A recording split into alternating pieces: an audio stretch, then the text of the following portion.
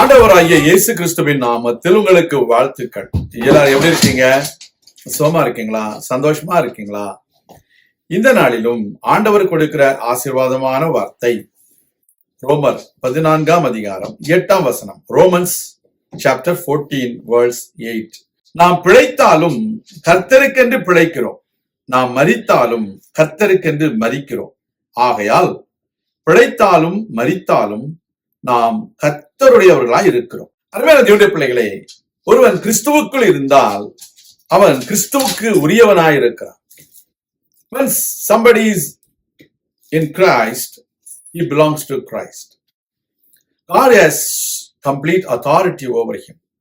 So when he lives for God because he is chosen by God. He is called by God. God has great plans about somebody whom God has called.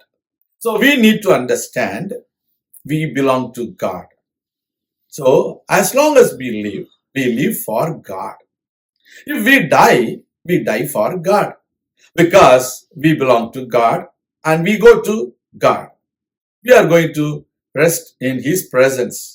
So, dear children of God, whatever we do everything for God. That is the principle of a true Christian living in everyone's life. உண்மையான கிறிஸ்தவ வாழ்க்கை உண்மையாகவே ஒருவன் வாழ்வானே என்றால் அவன் முழுமையாக கர்த்தருக்காக வாழுகிறான், அவன் கர்த்தருக்காக மரிக்கிறான். அவனுடைய வாழ்க்கை முழுவதும் கர்த்தருக்குரியதாக இருக்கிறது. கர்த்தர் அவனை தெரிந்து கொண்டிருக்கிறார். உலகத்திற்கோ சாத்தானுக்கோ அவன் மேல் எந்த விதமான அதிகாரமும் இல்லை. நீங்களும் நானும் கர்த்தருக்கு உரியவர்கள். கர்த்தர் நம்மை தம்முடைய சுய இரத்தத்தினாலே அவர் மீட்டுக் கொண்டிருக்கிறார்.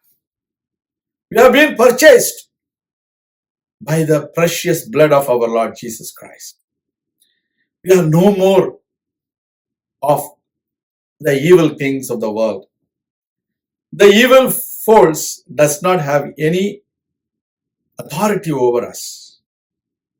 That is why we are always in war with the evil things of the world. We need to understand God is in control. He takes care of all our needs.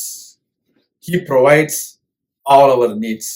அப்போஸ்தலனாகிய பவுல், கிறிஸ்து எனக்கு ஜீவன், சாவு எனக்கு ஆதாயம் என்று சொல்கிறார். அதே போல Christ is our life. Death is our gain. So whatever we do it for God. God will provide all the blessings. He will reward us when we go to Him. So don't be discouraged. Be happy. God is going to bless you. கர்த்தர் உங்களை ஆசீர்வதிப்பார். நான் உங்களுக்காக ஜெபிக்கிறேன். எங்கள் அன்பின் பரலோக பிதாவே, நாங்கள் பிழைத்தாலும் உமக்காக பிழைக்கிறோம், நாங்கள் மரித்தாலும் உமக்காக மரிக்கிறோம். நாங்கள் உம்முடையவர்கள்.